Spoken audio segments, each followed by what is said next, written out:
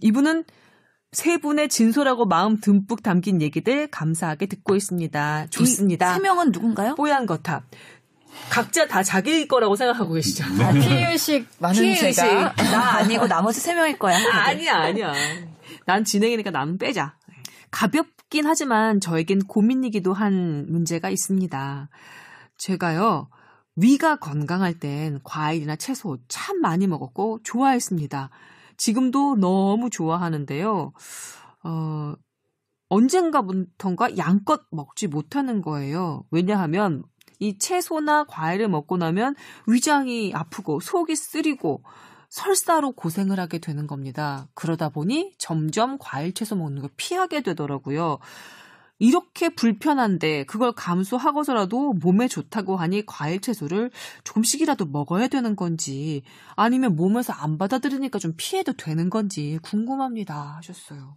저는 과일, 채소는 그래도 먹어야 된다고 생각을 하거든요. 설사하고 속이 아파도? 그래서 지금 이 제보를 주신 분의 연령대와 그런 건강검진 상태가 궁금하긴 합니다. 그래서 실제로 2차 메일을 한번 보내주시기 바랍니다. 위 내시경이나 뭔가 대장 내시경이나 해서 위 장관에 뭔가 병변이 있지는 않은지 확인을 하셨는지 그런 것들을 검사 받을 나이인지도 사실 궁금하긴 하고요.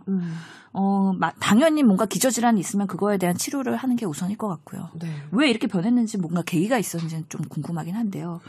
평소에 음식 습관도 뭔가 자극적인 걸 드시지는 않는지 그래서 위벽이 뭔가 되게 민감하게 뭔가 미란성 위염이나 아니면 궤양이나 그런 것들은 없는지 사실 궁금하기는 해요.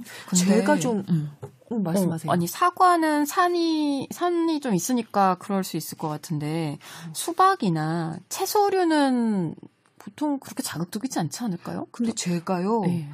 샐러드를 젊었을 때 지금도 젊지만 젊었을 때 많이 먹어도 정말 끄떡 없었거든요. 오히려 그거는 금방 내 배가 고플 정도로 소화가 빨리 되는 느낌이었어요. 그런데 어느 순간 샐러드를 많이 먹잖아요. 속이 더부룩한 거예요. 가스도 많이 차는 것 같고.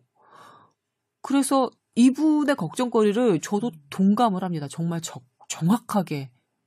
왜 그런 걸까 싶었는데 제가 그래서 나름대로 제 여기저기 검색해가지고 찾은 답은 그 효소를 좀 사다 먹어봤어요. 좋아지겠네요. 예, 맞아요. 훨씬 좋아지더라고요.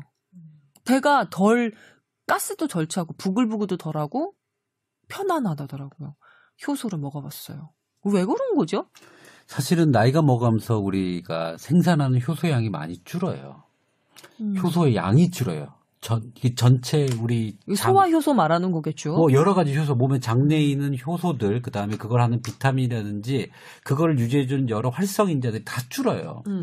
그래서 그거를 보충해주면 사례를 자꾸 연화장애는 아니시죠? 네. 그렇기 때문에 효소를 추가적으로 섭취하는 게 좋다. 그 생체 활성 효소들이 많아요.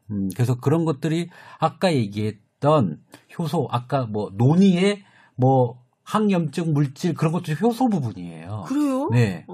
그런 그 생리 활성을 도와주는 것들을 먹게 되면 네. 훨씬 더 장이 훨씬 좋아지죠. 효소가 그냥 단백질 아니에요? 그러니까 단백질. 그러면은 위로 넘어가면 위산에 다 죽을 것 같은데 아닌가 보죠? 근데 제 몸에 임상했을 때는 확실히 효과를 보기는 봤는데. 뭐 죽을 수도 있지만 그 단백질 자체가 넘어가서 그 자체의 재료로 사용하는 거죠. 위에나 장에 있는 균의 재료로 사용해서 그래서 건강해지는 형태로 효소가 작용하지 않고 그걸 먹은 또 장내 세균이 활동할 수도 있어요. 그 부산물로. 네. 그렇군요. 뉴미디어 팀 이주영 부장 있잖아요. 그 부장이 소개해가지고 제가 그 효소를 먹기 시작했거든요. 정말 내 밥 샀잖아. 진짜 너무 고마워서. 근데 잠깐 우리 뽀얀거탑이 카더라 통신으로 변하고 있는 것 같은데. 그러니까 이거 뭔가 어떻게 해야 되나 이거는. 효소는 건기식 같은 거 아니에요? 건기식도 아니죠. 건기식도 아니에요. 네. 그럼 뭐예요?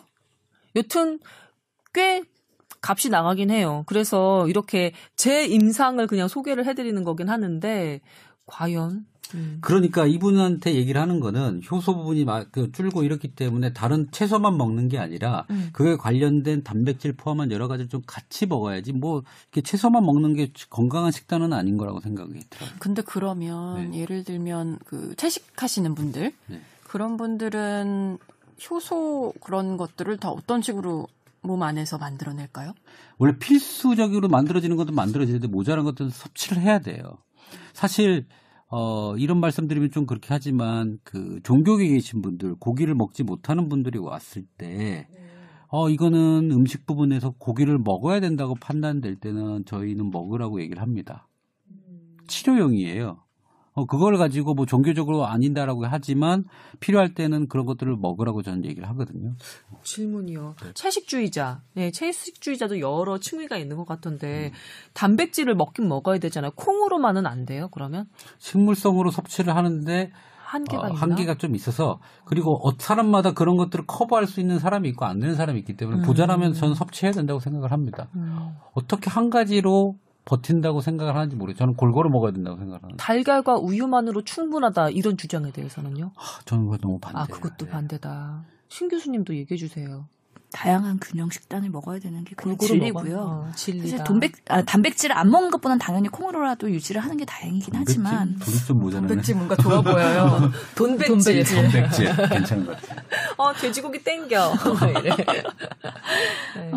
당연히 이런 경우에도 그래서 채소와 과일을 어떻게 하면은 트러블 없이 먹을 수 있을까 여러 가지 시도를 해보셔야 될 것 같아요. 그래서 갈아서도 드셔보시고 모람도 믹스해서도 드셔보시고 삶아서 먹는 것도 아니면 괜찮지 뭐 않을까요? 야채 주스도 있으니까 그렇게도 드셔보시고 삶아 먹는 것도 한 번의 방법일 것 같고 그래서 어떤 경우에 조금 위장이 내가 조금 편안한가. 받아들일 수 있을지 그런 시도를 노력하셔야 될 것 같아요. 그렇다고 아예 배제하시지는 않기를 바랍니다. 네.